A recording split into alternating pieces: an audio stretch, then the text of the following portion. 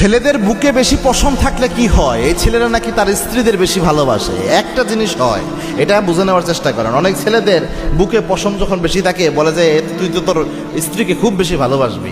এটা আছে। গালে কোথায় তিল থাকলে কি হয়, এরকম জিনিসই রয়েছে। দেখেন, এই যে শরীরের লোম, রাসূল সাল্লাল্লাহু আলাইহি ওয়াসাল্লামের শরীরেও লোম ছিল, পশম ছিল আল্লাহর হাবিব সাল্লাল্লাহু আলাইহি ওয়াসাল্লামের। এবং রাসূল সাল্লাল্লাহু আলাইহি ওয়াসাল্লামের চেহারাটা ছিল অন্যরকম, অনন্য এক সুন্দর চেহারা, চাঁদের মতো জ্বলজ্বল করতো আল্লাহর হাবিব সাল্লাল্লাহু আলাইহি ওয়াসাল্লামের চেহারা। তো এই ছেলেদের বুকের পশম বেশি থাকলে সে তার স্ত্রীকে বেশি ভালোবাসে, এইটা যদি কেউ বলে তার হাতে একটা জিনিস হবে। একটা হাদিস শুনে নেন।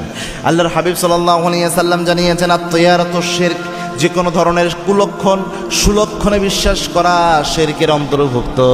এই জন্য কেউ যদি মনে করে কারো গায়ে পশম থাকলে সেই স্ত্রীকে বেশি ভালোবাসে, এই যে কুলক্ষণ সুলক্ষণ, এই সুলক্ষণে আপনি বিশ্বাস করার সাথে সাথে আমল নামায় শিরকের গুনাহ উঠে যায়। শিরকের গুনাহ আপনার আমল নামায় উঠে যায়।